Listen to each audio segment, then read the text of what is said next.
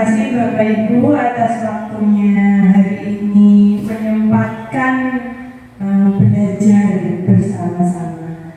Hari ini saya akan menyebarkan pemahaman dan penerapan pengalaman budaya positif yang merupakan tugas aksi nyata di modul 1.4 Guru Penggerak. Nama saya Sri Lestari, CGP Angkatan 9 dari Kabupaten Sragen. Konsep inti budaya positif yaitu yang pertama kita akan belajar tentang perubahan paradigma belajar, kemudian disiplin positif, nilai-nilai kebajikan, kebutuhan dasar manusia, motivasi perilaku manusia, posisi kontrol guru, keyakinan kelas, dan segitiga restitusi.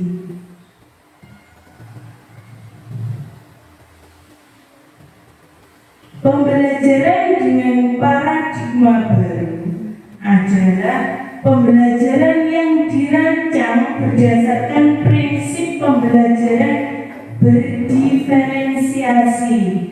Mungkin Bapak Ibu sudah sering mendengar pembelajaran berdiferensiasi, yaitu belajar sesuai dengan kebutuhan peserta didik, sehingga para peserta didik belajar sesuai kebutuhannya berdasarkan tahap perkembangan sesuai teori psikologi modern untuk mewujudkan profil pelajar Pancasila. Seperti yang kemarin sudah saya paparkan, yaitu tentang profil pelajar Pancasila ada 6 dimensi. Yang pertama, beriman bertakwa kepada Tuhan Yang Maha Esa dan berakhlak mulia. Yang kedua, berkebinekaan global. Yang ketiga, bergotong royong, kreatif, bernalar, kritis, dan mandiri. Yang sering kita pahami yaitu adanya miskonsepsi tentang teori kontrol. Di situ ada gambar seorang guru mengontrol muridnya. Ilusi bahwa semua penguatan positif, efektif, dan bermanfaat. Di situ juga sebagai ilusi bahwa kritik dan membuat rasa bersalah mampu menguatkan karakter anak. Sama halnya ilusi bahwa orang dewasa berhak memaksa. Dari gambar yang ada ini, kita dapat mendapatkan pelajaran Bapak Ibu bahwa seorang guru itu tidak bisa mengontrol muridnya, tidak bisa memaksakan kehendak bahwa apa yang kita anggap benar itu harus dianggap benar oleh peserta didik.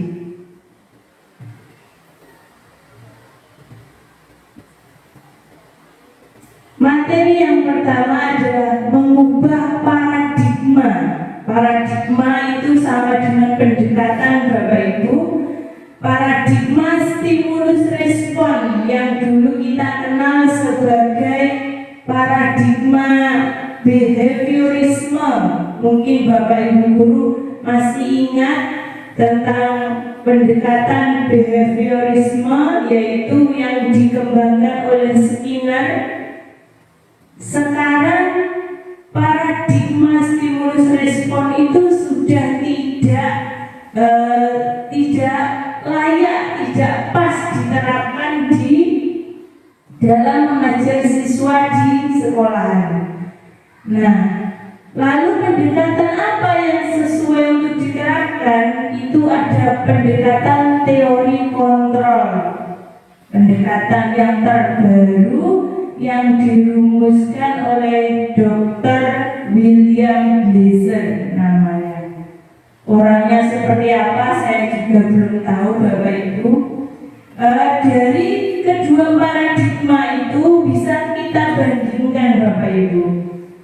dari paradigma stimulus respon yang dulunya kita menganggap bahwa kebutuhan siswa itu sama. Kita bisa mengubah orang lain agar berpandangan sama seperti kita. Kita bisa mengontrol orang lain dan membiarkan orang lain mengontrol kita. Itu adalah dari pendekatan stimulus respon. Sedangkan pendekatan teori kontrol itu merubah pemahaman kita bahwa setiap siswa atau setiap murid itu berbeda, mempunyai karakter yang berbeda.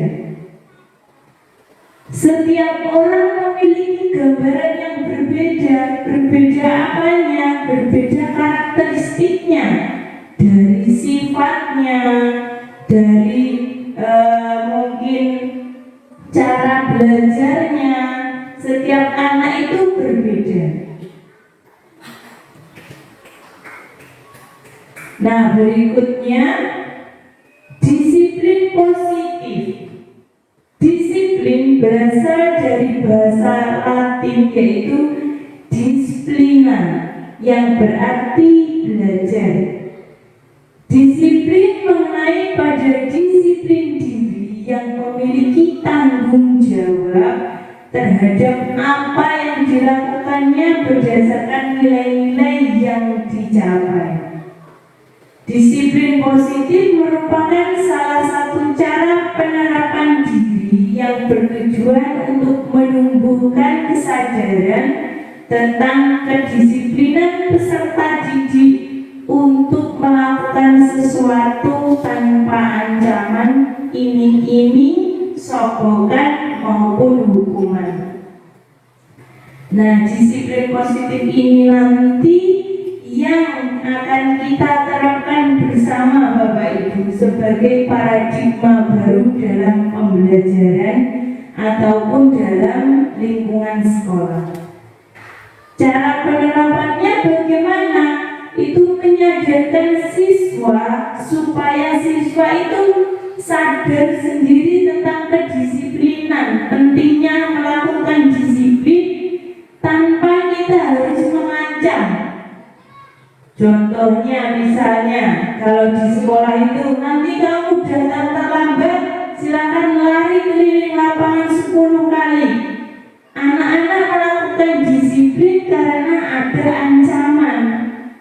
Ataupun juga misalnya kalau di dalam kelas itu anak-anak nanti kalau nilainya 100 bu guru kasih hadiah, itu bagus, tapi itu adalah tidak merupakan penerapan disiplin positif.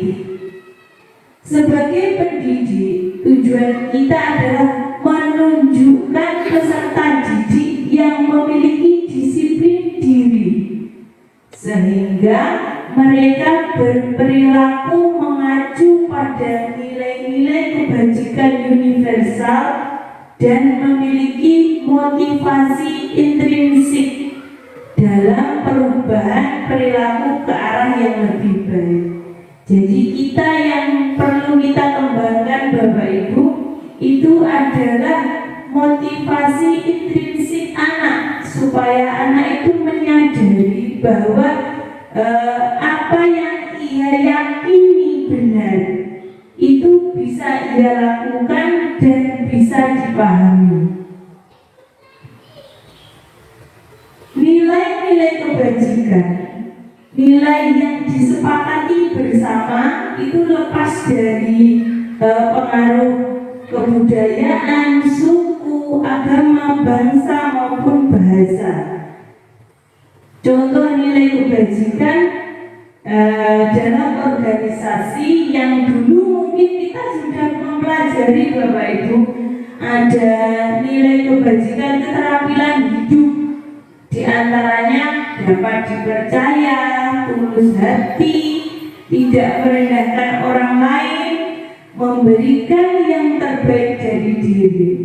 Ada juga PYP Primary Years Program itu adalah toleransi, rasa hormat dan integritas dan seterusnya.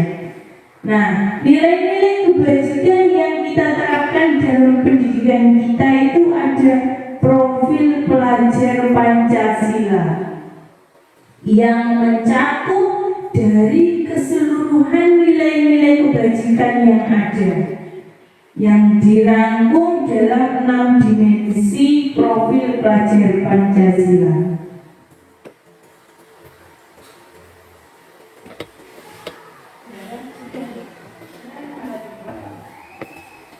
Berikutnya, kebutuhan dasar manusia.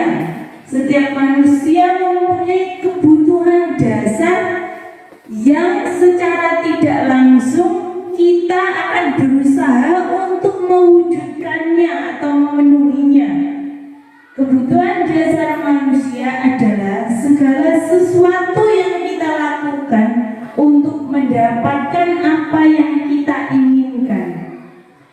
Nah, seluruh tindakan yang kita lakukan memiliki tujuan tertentu dan semua usaha terbaik yang kita lakukan adalah dalam rangka agar kebutuhan tersebut terpenuhi. Apa saja 5 kebutuhan dasar manusia? Yang pertama ada kebutuhan bertahan hidup.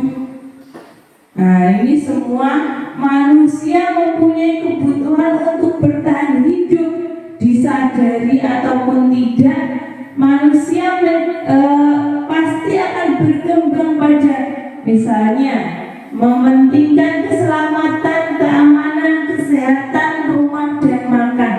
Itu adalah merupakan kebutuhan dasar, yaitu kebutuhan untuk bertahan hidup. Berikutnya ada kebutuhan kasih sayang dan rasa diterima. Nah, setiap manusia itu membutuhkan kasih sayang dan bisa diterima di tempat di mana dia berada. Kalau kita misalnya keluarga itu saling menyayangi dan saling menerima. Itu adalah tempat di mana kita mendapatkan kebutuhan kasih sayang dan rasa diterima. Kemudian ada kebutuhan penguasaan. Kebutuhan penguasaan itu cara kita mempertahankan harga diri, bagaimana kita memimpin, berprestasi. Kemudian ada kebutuhan kebebasan. Setiap manusia, entah itu anak ataupun orang dewasa, semua membutuhkan kebebasan. Kebebasan untuk mandiri, mencoba hal baru, dan mampu mengendalikan diri. Nah, kebebasan inilah yang sering sekali belum kita terapkan kepada peserta didik kita, Bapak Ibu. Mungkin sama saya sendiri juga, kita sering sekali mengikat anak didik kita dengan berbagai peraturan-peraturan yang harus mereka taati. Berikutnya, motivasi perilaku manusia. Nah, untuk mendapatkan kebutuhan 5 kebutuhan dasar itu tadi, manusia mempunyai motivasi yaitu ekstrinsik dan intrinsik. Ekstrinsik diantaranya orang untuk mendapatkan apa yang dia butuhkan.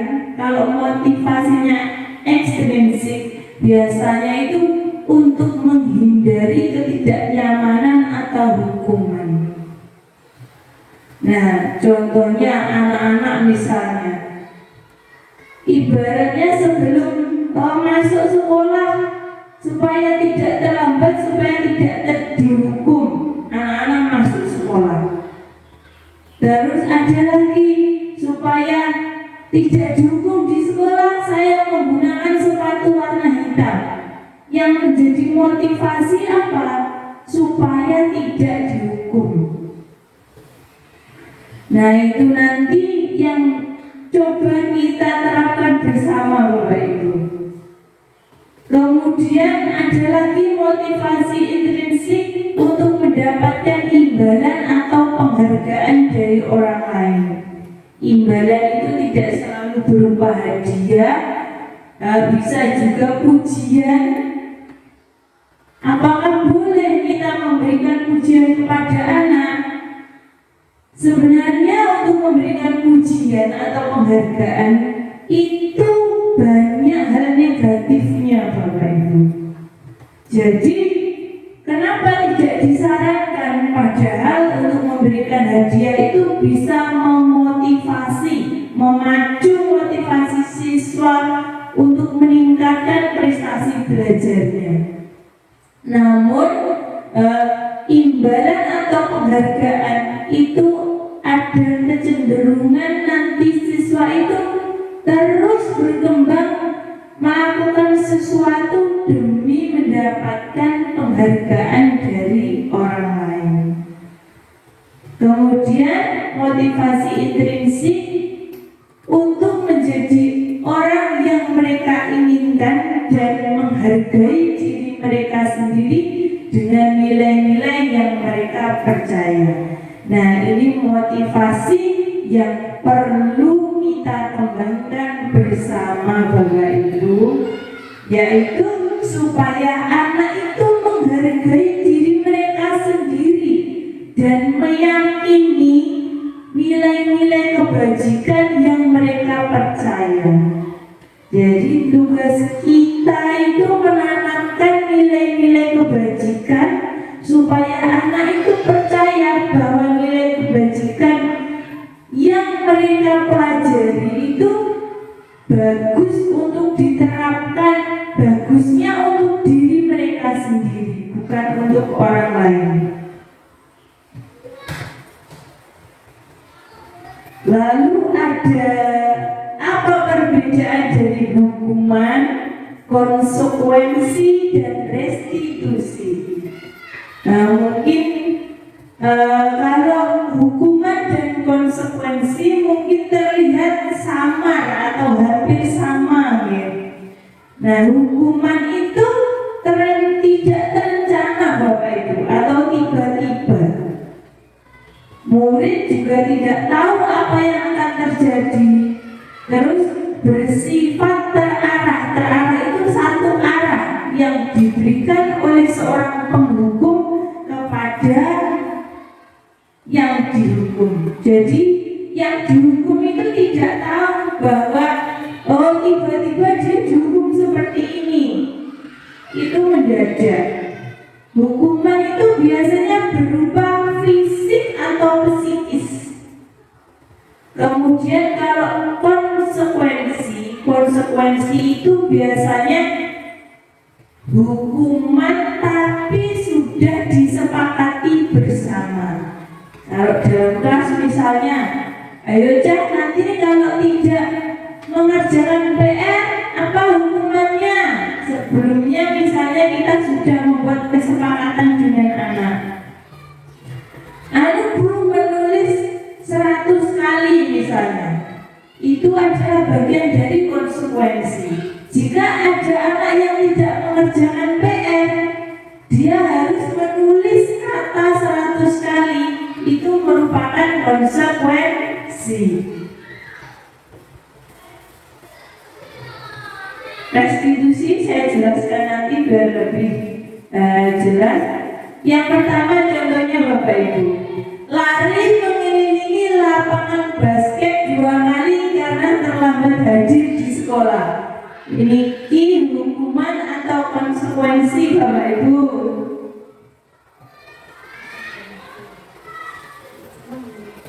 Hukuman atau konsekuensi?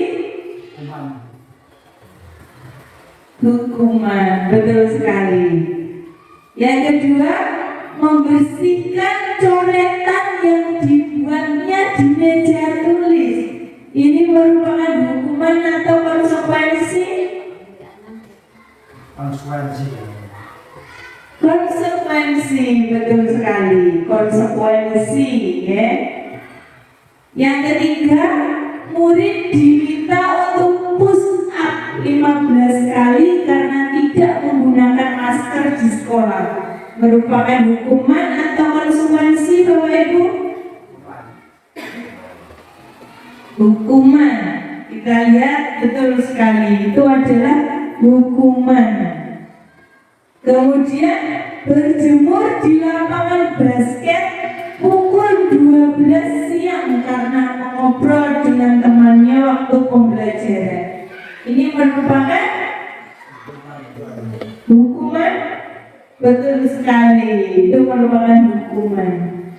Dan yang terakhir, kehilangan 10 menit jam istirahat untuk mengerjakan tugas karena terlambat datang dan tertinggal pelajaran selama 10 menit.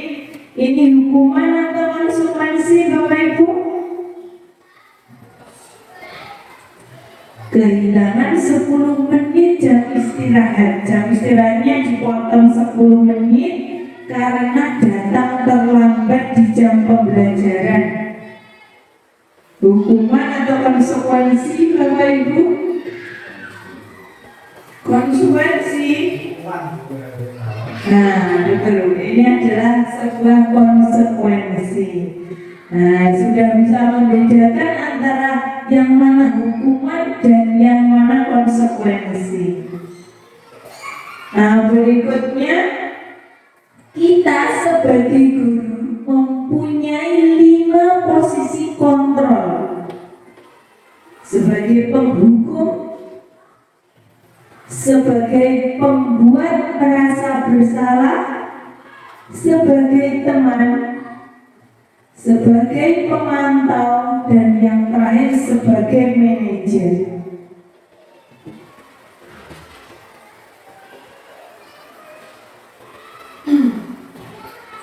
Posisi kontrol sebagai penghukum itu biasanya menggunakan kata-kata yang menghardik, menunjuk-nunjuk anak, mengancam. Itu adalah posisi kita sebagai penghukum.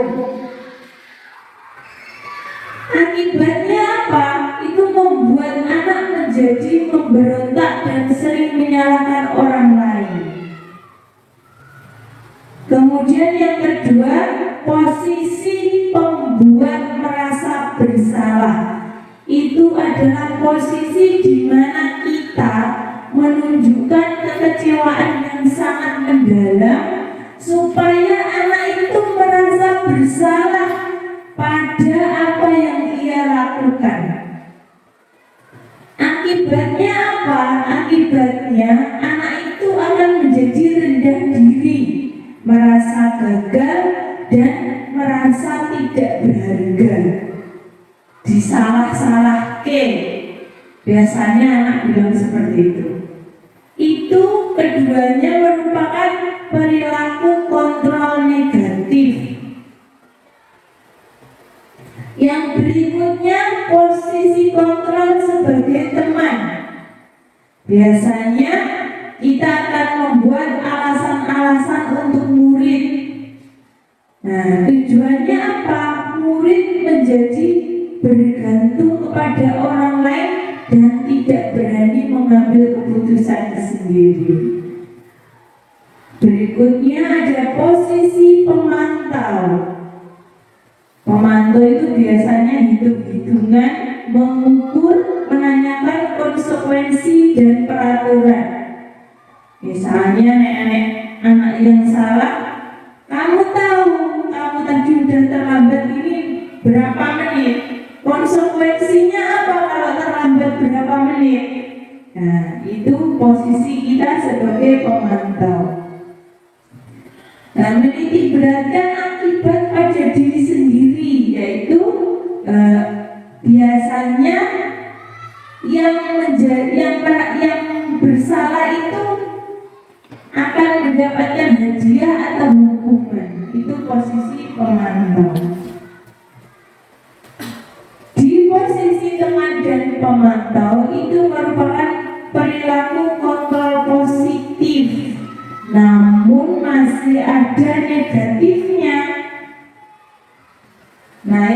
terakhir ini Bapak Ibu, sebagai manajer, jadi kita menghadapi kesalahan-kesalahan yang dilakukan oleh peserta didik, posisi yang paling tepat kita lakukan adalah posisi kontrol sebagai manajer, yaitu memberikan pertanyaan-pertanyaan tentang keyakinannya akan nilai-nilai kebajikan yang dipercaya.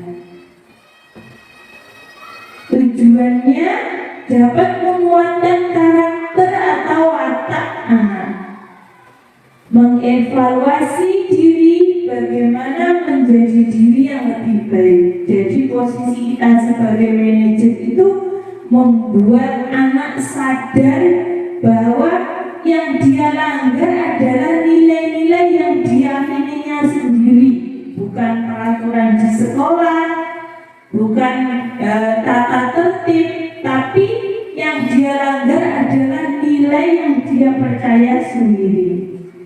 Tujuannya untuk akhirnya apa? Nah, anak menjadi sadar bahwa dia ingin berubah menjadi lebih baik. Ini adalah posisi kontrol diri. Kalau kita sudah menerapkan posisi kontrol kita sebagai manajer, maka menghasilkan anak yang bisa mengontrol dirinya sendiri. Contoh ini penerapan 5 posisi kontrol guru tadi. Siswa dengan permasalahan yang sama ini, siswa tidak memakai atribut lengkap saat upacara bendera. Nah, yang pertama, hormat bendera selama 1 jam. Ini adalah posisi sebagai penghukum. Terus Bapak Ibu guru bilang, berapa kali Ibu Bapak harus memberitahu kamu? Kamu selalu saja mengecewakan Ibu dan Bapak guru. Ini adalah posisi pembuat merasa bersalah.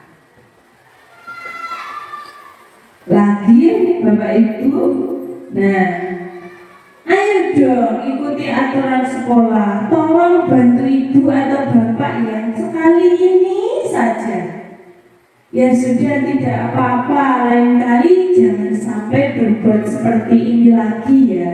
Ini adalah posisi kita sebagai teman. Nah, yang berikutnya, kamu sudah melanggar peraturan sekolah karena tahu konsekuensinya. Setelah upacara, kamu beri atribut ke koperasi dan jangan diulang lagi. Ini adalah posisi kita sebagai pemantau. Nah, berikutnya, apa kamu tahu kesalahanmu? Kira-kira bagaimana kamu memperbaiki kesalahanmu? Ini disampaikan dengan nada yang ramah. Nah, sehingga anak bisa menyadari kesalahannya dan tahu bagaimana memperbaikinya. Ini adalah posisi kontrol kita sebagai manajemen atau manajer.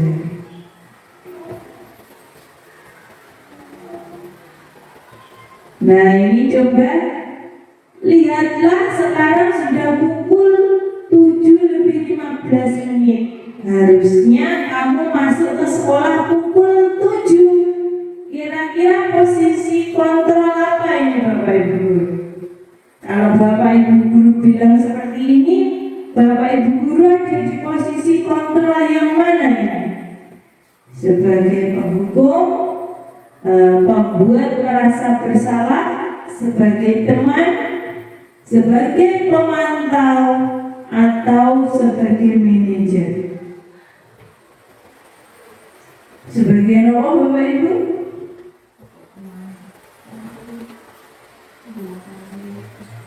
Kita lihat pemantau Bapak Ibu, sebagai pemantau. Berikutnya, saya kecewa sekali dengan kamu. Kira-kira posisi kontrolnya seperti apa Bapak Ibu? Kita mengatakan kepada peserta didik atau anak yang melakukan kesalahan, saya kecewa sekali dengan kamu. Kita lihat, nah ini memunculkan rasa bersalah anak.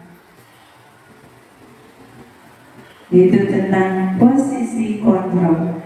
Sekarang berikutnya tentang keyakinan kelas. Mengapa keyakinan kelas? Mengapa bukan peraturan kelas? Mungkin apa bedanya keyakinan karo peraturan kelas?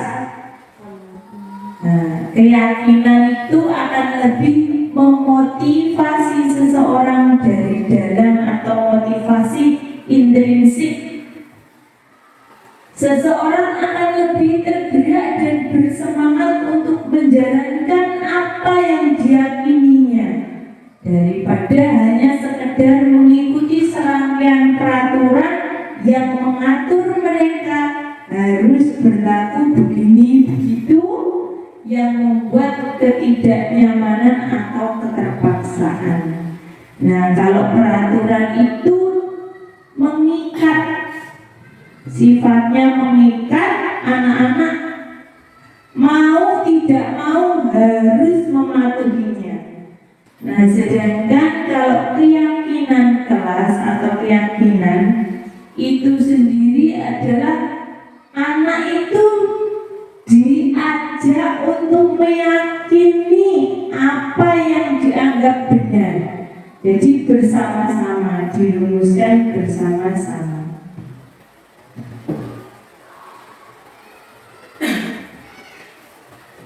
Lalu bagaimana pembentukan keyakinan kelas?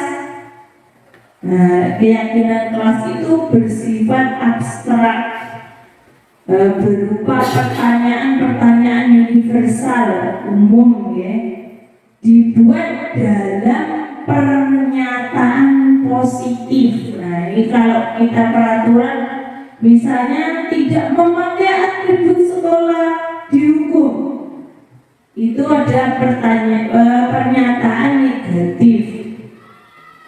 Tidak boleh membawa makanan di dalam kelas, itu adalah pernyataan negatif. Kemudian untuk membentuk keyakinan kelas itu menggunakan kalimat yang singkat, padat, jelas dan mudah diingat, sesuai dengan kondisi kelas dan sekolah sehingga dapat diterapkan bersama. Kemudian untuk membentuk keyakinan kelas itu semua warga sekolah ataupun warga kelas dilibatkan. Jadi kalau kita membentuk keyakinan kelas, anak-anak di dalam kelas itu diberikan kebebasan untuk memberikan pendapat, usulan terkait keyakinan yang akan kita sepakati. Berikutnya ada segitiga restitusi. Nah, ini adalah penyelesaian masalah dengan segitiga restitusi, yaitu suatu proses dialog yang dijalankan oleh guru agar menghasilkan murid yang mandiri dan bertanggung jawab. Apa saja segitiga restitusi itu? Itu adalah penyelesaian masalah dengan 3 tahap segitiga restitusi. Yang pertama, menstabilkan identitas. Yang kedua, validasi tindakan yang salah. Dan yang ketiga, menanyakan keyakinan. Pada tahap menstabilkan identitas, itu dibuat berdasarkan prinsip membuat kesalahan adalah bagian dari proses pembelajaran. Jadi kita menstabilkan identitas anak itu dengan berkata misalnya, Berbuat salah itu tidak apa-apa. Setiap orang pasti pernah melakukan kesalahan. Nah, tidak ada manusia yang sempurna. Terus kita bisa meyakinkan anak dengan berkata, kita bisa kok menyelesaikan ini. Ada lagi misalnya, jika siswa itu berkelahi, kita akan berkata, Bapak Ibu guru tidak tertarik mencari siapa yang salah, tetapi Bapak Ibu ingin mencari solusi bersama dari permasalahan ini. Itu adalah cara menstabilkan identitas, mengembalikan identitas anak yang tadinya merasa bersalah karena melakukan suatu kesalahan, menganggap anak itu akan beranggapan bahwa kesalahan itu tidak apa-apa karena bagian dari proses pembelajaran. Bukan berarti berbuat salah boleh modern, tetapi membuat kesalahan bagian dari proses pembelajaran. Tahap yang kedua yaitu validasi tindakan yang salah. Itu dibuat berdasarkan prinsip setiap perilaku berupaya memenuhi kebutuhan tertentu. Nah, ini yang kedua Bapak Ibu guru. Jadi setiap anak yang melakukan kesalahan atau melakukan tindakan yang tidak baik, pasti anak itu mempunyai alasan. Alasannya apa? Yang secara tidak langsung demi memenuhi kebutuhannya. 5 kebutuhan dasar manusia tadi Bapak Ibu. Ya, yang berikutnya ada kata-kata yang bisa diucapkan apa? Misalnya, kamu pasti punya alasan melakukan itu. Jadi validasi tindakan yang salah itu kita sebagai guru itu menanyakan alasan melakukan hal tersebut apa? Melakukan kesalahan-kesalahan itu apa?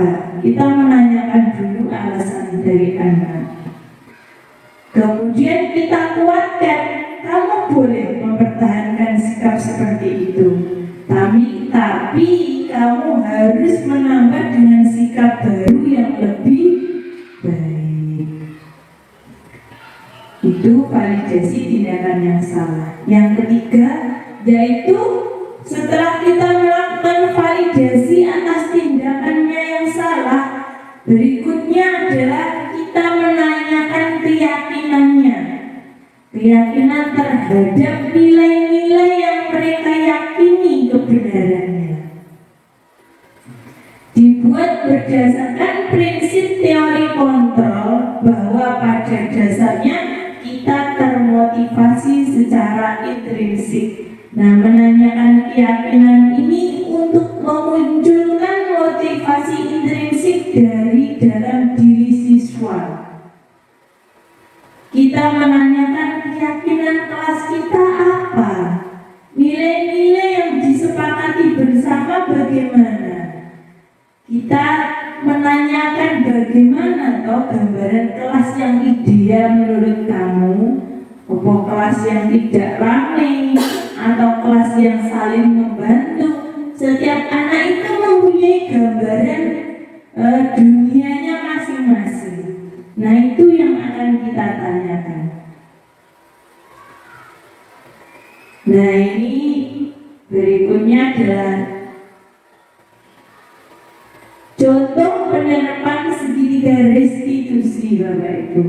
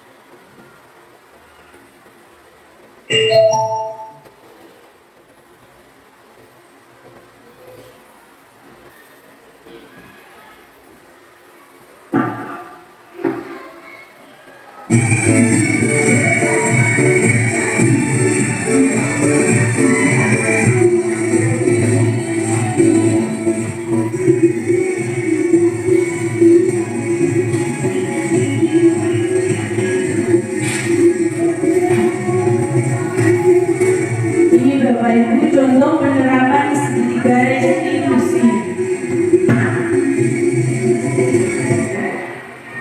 Hingga setiap orang pasti pernah melakukan kesalahan, dan kamu bukan satu-satunya orang yang melakukan kesalahan, tetapi juga pernah melakukan kesalahan yang seperti itu. Cuma kamu tahu apa yang melakukan ini.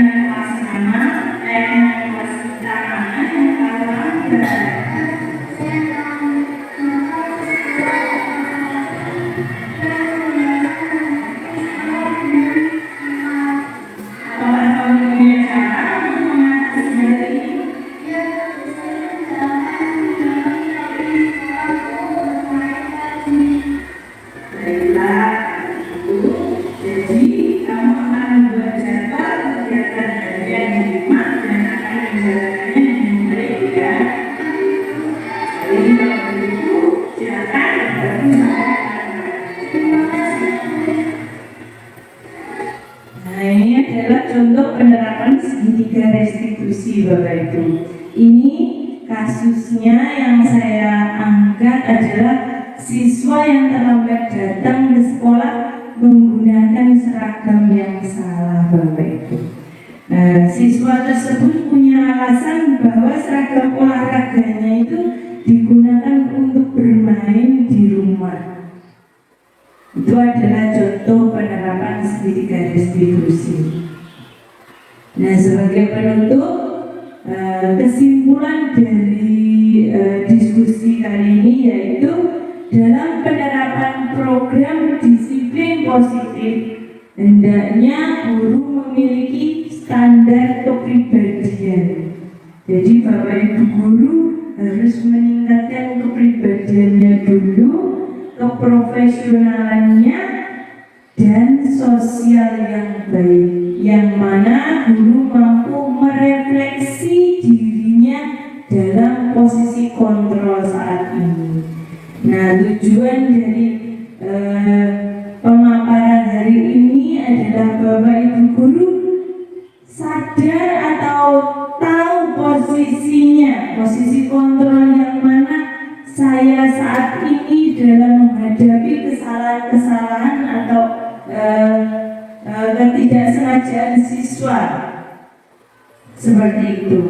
Terus tahu bagaimana menjalankan dirinya sebagai among atau manajer yang menuntun murid-muridnya menjadi insan yang mandiri, yang merdeka dan bertanggung jawab. Nah, posisi kita adalah sebagai among, Bapak Ibu guru, ngomong atau menuntun. Jadi kita tidak bisa memaksakan murid kita akan menjadi seperti apa yang kita bayangkan, kita tidak bisa. Karena setiap anak itu mempunyai sudah membawa kodratnya. Kalau dulu kita menyebutnya sebagai takdir, ya. Anak itu mempunyai kodrat alam. Kodrat alam itu yang sudah tertanam dalam jiwa anak. Nah, caranya bagaimana? Kodrat alam itu tidak bisa dihapuskan, apa yang tertanam dalam diri anak. Misalnya, anak itu pemarah. Kita tidak bisa menghapus sifat anak yang pemarah, Bapak Ibu. Caranya kita menyamarkan menyamarkan sifatnya yang pemarah, dan kita memahami sifat-sifat terbaik dari anak untuk kemudian kita tebalkan. Nah, yang baik itu ditebalkan, nah yang buruk itu kita samarkan. Itu adalah menuntun anak sesuai dengan kodrat alamnya. Kemudian menuntun anak dengan kodrat zamannya. Kita menuntun anak itu memahami zamannya. Mungkin pendidikan zaman kita, zaman Pak Yadi mungkin sangat berbeda sekali dengan pendidikan zaman saya. Apalagi zaman anak sekarang. Zaman Pak Yadi dulu sudah ada HP belum? Dereng ini Pak. Belum ada. Nah, sekolah saja tidak menggunakan sepatu. Itu adalah betul sekali. Sama halnya dengan saya, berbeda dengan anak zaman sekarang. Jadi kita mendidik anak itu menuntut sesuai kodrat zamannya, tidak sama. Kalau dulu kita beranggapan anak tidak boleh pegang HP, dolanan HP terus, dino-dino dolanan HP. Kita tidak bisa apa yang kita yakini benar tidak bisa kita paksakan ke anak, karena memang zamannya sudah zaman modern. Bahkan kalau anak itu tidak memegang HP, justru akan menjadi anak yang ketinggalan informasi. Nah, caranya bagaimana? Kita sama-sama menuntun anak, menggerakkan anak untuk memanfaatkan HP secara maksimal dan untuk kepentingan yang baik. Nah, seperti itu Bapak Ibu menuntun. Demikian pemaparan dari saya. Terima kasih atas waktunya, terima kasih atas perhatiannya. Wabillahi taufiq wal hidayah. Wassalamualaikum warahmatullahi wabarakatuh.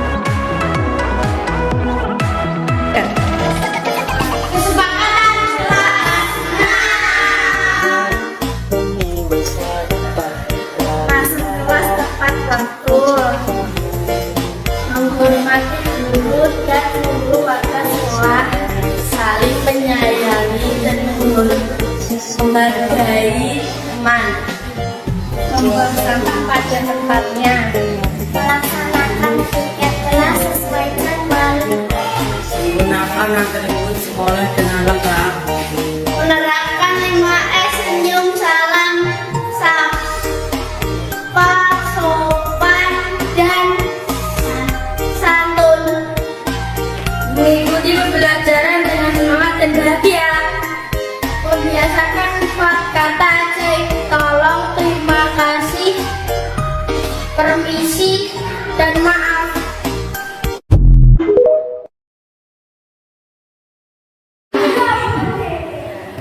Ya, tanda tangan sini.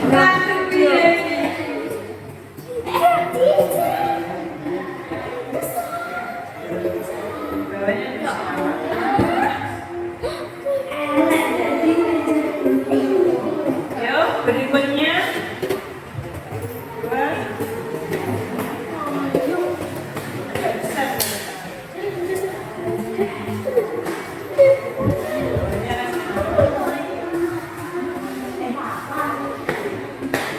Tiga.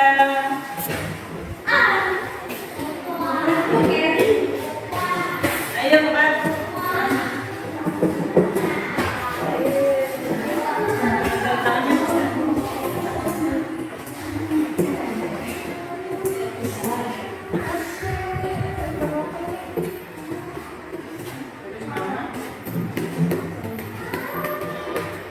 Terus berikutnya. Tanda tangan satu.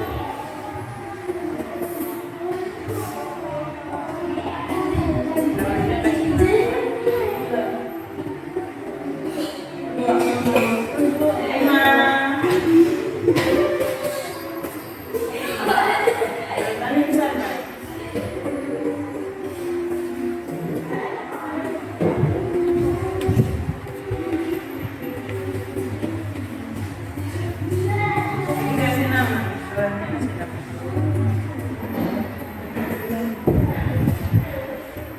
Ayo, berikutnya.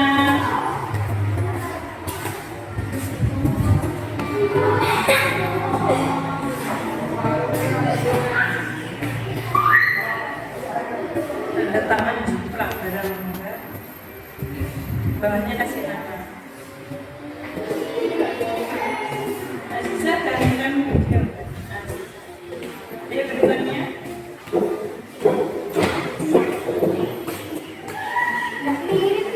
Ya.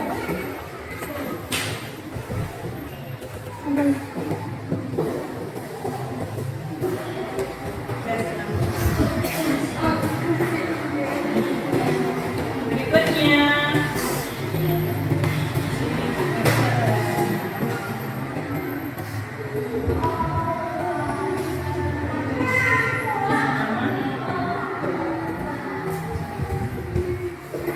Berikutnya.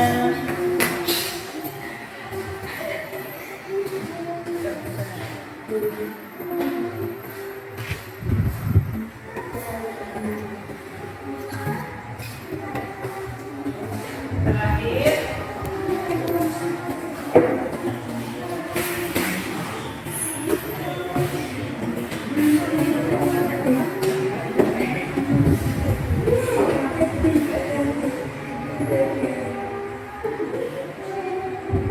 Terima kasih.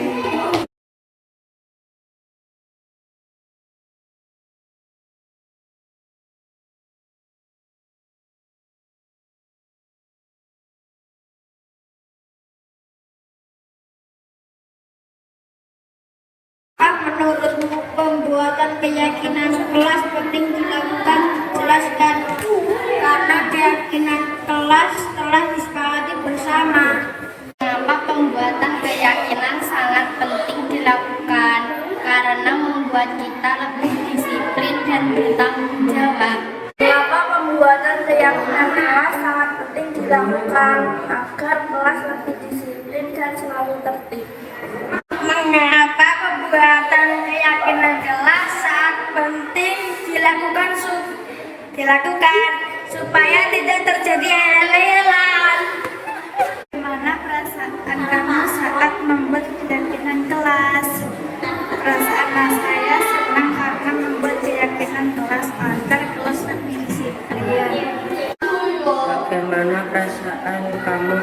membuat keyakinan kelas. Perasaan saya sangat bahagia saat membuat keyakinan kelas, karena alasan saya saat membuat keyakinan kelas bisa membuat keyakinan kelas dengan teman-teman saya.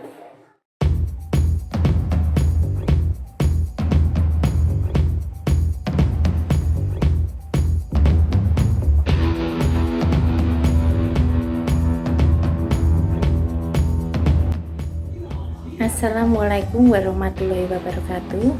Perkenalkan, nama saya Nini Supriyanti. Saya bekerja di SD Negeri Sambi 4, Sambirejo, Sragen, dan mengajar di kelas 1. Saya akan memberi tanggapan tentang kinerja Bu Sri Lestari. Bu Sri Lestari adalah orang yang berpotensi sekali di SDN Negeri Sambi 4, Sambirejo, Sragen. Beliau adalah orang yang cerdas, inovatif, kreatif, dan juga berbudi pekerti yang baik.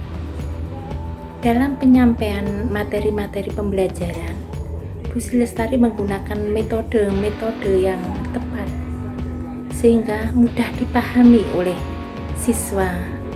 Selain metode yang tepat, Bu Sri Lestari juga menggunakan teknik dalam pembelajaran sehingga pembelajaran itu menyenangkan dan anak-anak tidak bosan dalam pembelajaran tersebut. Semoga ilmu yang diberikan pada Bu Sri Lestari bermanfaat bagi anak-anak. Semangat terus dan sukses selalu dalam mendidik anak-anak. Wassalamualaikum warahmatullahi wabarakatuh.